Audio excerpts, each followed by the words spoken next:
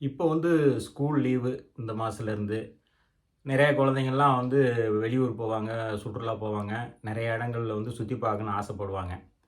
இந்த வயதில் பார்த்தீங்கன்னா, பெரிய பெரிய பணக்காரவங்கலாம் என்ன பண்ணுவாங்கன்னா, சுற்றுலாவுக்கு வெளியூர் கூட்டிகிட்டு போவாங்க, வெளி மாநிலம் கூட்டிகிட்டு போவாங்க, புதுசு புதுசான இடத்துங்களுக்கு கூட்டிகிட்டு போவாங்க. ஏன் ஒரு சில வெளிநாடு கூடி கூட்டிகிட்டு போவாங்க. ஏன்னா, அந்த அளவுக்கு அவங்களுக்கு பொருளாதார வசதி இருக்கும். அதே மாதிரி பார்த்தீங்கன்னா, அவங்க நெனைச்ச இடங்களையெல்லாம் போய் சுற்றி பார்த்துட்டு வருவாங்க. அவங்களுக்கு ஒரு பெரிய ஒரு சந்தோஷத்த ஏற்படுத்தும், அந்த பணக்கார குழந்தைகளுக்கு. ஆனா, ஏழை எளிய மக்களுக்கு அது இருக்குமா?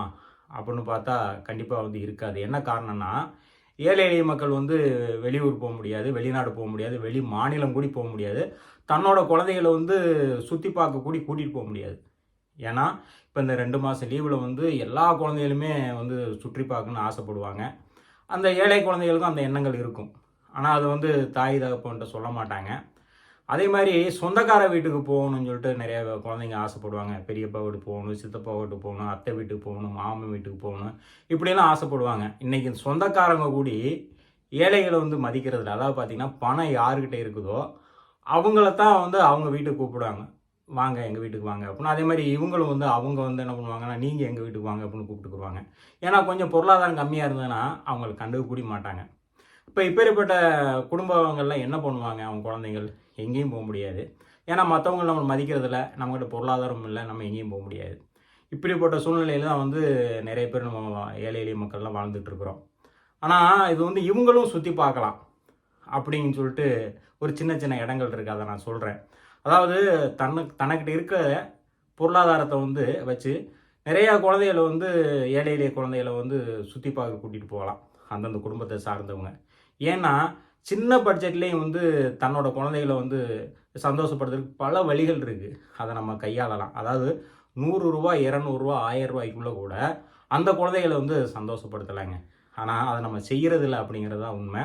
ஏன்னா நம்மளுடைய சூழ்நிலைகள் என்ன காரணம்னா, இப்போ ரூ. 1000 இருந்தால் நம்ம ஏதோ ஒரு செலவு செஞ்சிடலாம், ஒரு வட்டிக்காரனுக்கு கொடுத்துடலாம், அதாவது ஒரு குழு கட்டிடலாம். இந்த மாதிரி பல வேலைகளை அந்த 1000 வச்சு நம்ம செய்கிறதுக்கு முயற்சி பண்ணுவோம்.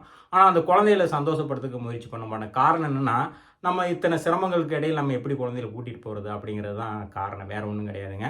ஆனால் நீங்கள் அதையவே பெருசாக எடுத்துக்காமல் அந்த குழந்தைகளுக்கும் அந்த கஷ்டத்துலேயும் ஒரு 1000 சரி பண்ணி அந்த 1000 ரூபாயை வச்சு குழந்தைகள் கூட்டி போனீங்கன்னு வைங்களேன், அவங்க உலகத்தில் இருக்கிறத எதையோ பார்த்த மாதிரி அடைவாங்க. ஆனால் அதை கண்டிப்பாக செய்யுங்க அப்படிங்கிறத நான் சொல்கிறேன். என்ன காரணம்னா, நம்ம இப்போ கோயம்புத்தூரில் நம்ம இருக்கிறோம். இப்போ இந்த கோயம்புத்தூர்லேருந்து சில நூறுகளில் சில ஆயிரங்களில் போக வேண்டிய அவசியம் கிடையாது. அதாவது ஒரு சில நூறுகள் இருந்தாலே போதும். ஏன்னா அந்தளவுக்கு சுற்றி பார்க்கக்கூடிய இடங்கள் கோயம்புத்தூர்லேயே இருக்குது. நம்ம பொள்ளாச்சி எடுத்துக்கிட்டிங்கன்னா, பொள்ளாச்சியிலேருந்து ஒரு 40 கிலோமீட்டர் தூரத்தில் திருமூர்த்தி டேம் இருக்குது. அதுக்கு முன்னாடியே பார்த்தீங்கன்னா ஆலியார் டேம் இருக்குது. இப்போ இந்த ஆலியார் டேமில் பார்த்தீங்கன்னா பக்கத்தில் மங்கி ஃபால்ஸ் இருக்குது. இப்போ இதெல்லாம் பார்த்தீங்கன்னா நம்ம கோயம்புத்தூர்லேருந்து ஒரு 60 கிலோமீட்டர் 70 கிலோமீட்டர் தூரத்தில் தான் இருக்குது. ஆனால் பஸ் சார்ஜும் பெரிய அளவில் கிடையாது. ஒரு ரூ. 70 ரூ. 60 இந்த ரேஞ்சில் தான் இருக்கும். இப்போ இந்த மாதிரி இடங்களுக்கு குழந்தைகள் கூட்டிகிட்டு போனீங்கன்னா அவங்க பயங்கரமாக சந்தோஷம் அடைவாங்க. ஏன்னா இப்போ நம்ம குற்றாலத்தில் கூட்டிகிட்டு போய் குடிக்க வைக்கணுங்கிறே கிடையாதுங்க. மங்கி ஃபால்ஸில் குளிக்க வச்சாலே குற்றாலத்தில் தனி மரியாதை விழுகுது. அதே மாதிரி திருமூர்த்தி அணையை நீங்கள் எடுத்துக்கிட்டிங்கன்னா, அணையே ரொம்ப சூப்பராக இருக்கும். அதே மாதிரி பக்கத்தில் பஞ்சலிங்க அருவி இருக்குது. அந்த அருவியில் குளிக்க வச்சிங்கனாலும் குற்றாலம் மாதிரி குற்றாலத்துக்கே தான் போகணும்னு நம்ம நினைக்க வேண்டியதில்லை. அந்த குற்றாலத்தை இந்த குழந்தைகளுக்கு இங்கேயே காமிக்கலாம். ரெண்டுங்களா. அடுத்து இந்த ஆலியார் டேமுக்கு பக்கத்தில் பார்த்தீங்கன்னா சின்ன அணைகள்லாம் இருக்குது, அங்கே குளிக்க வைக்கலாம். பொள்ளாச்சி பக்கத்தில் அம்பாரம்பாளையம்னு ஒரு இடம் இருக்குது, அங்கே கூட்டிகிட்டு போகலாம். பொள்ளாச்சி பஸ் ஸ்டாண்டில் வெறும் 4 கிலோமீட்டர் தாங்க.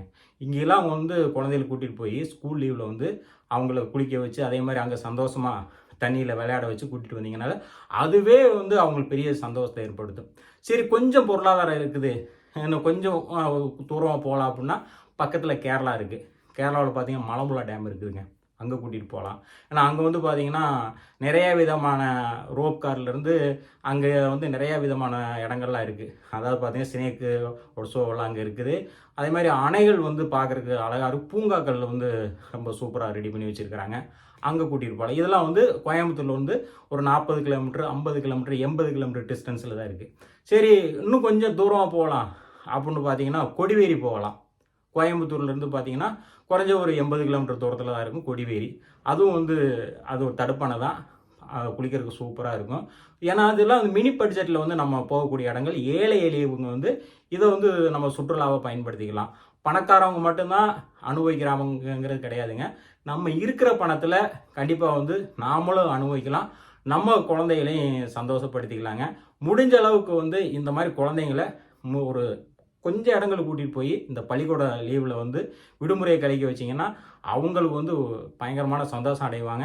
நாங்களும் வந்து வெளியூர் போனோம், இந்தந்த இடத்துல போனோம், இதையெல்லாம் எங்கள் அப்பா அம்மா கூட்டிகிட்டு சுற்றி காமிக்க வச்சாங்க அப்படின்னு அவங்களுடைய ஃப்ரெண்ட்ஸு எல்லாட்டையும் சொல்லுவாங்க. அதனால் வந்து முடிஞ்ச அளவுக்கு இந்த ஸ்கூல் லீவை வந்து குழந்தைகளை வந்து மினி பட்ஜெட்டில் வந்து சில நூறுகளில் கொண்டு சுற்றி பார்க்கக்கூடிய இடங்கள்லாம் இதுங்க. முடிஞ்சால் ட்ரை பண்ணி பாருங்க.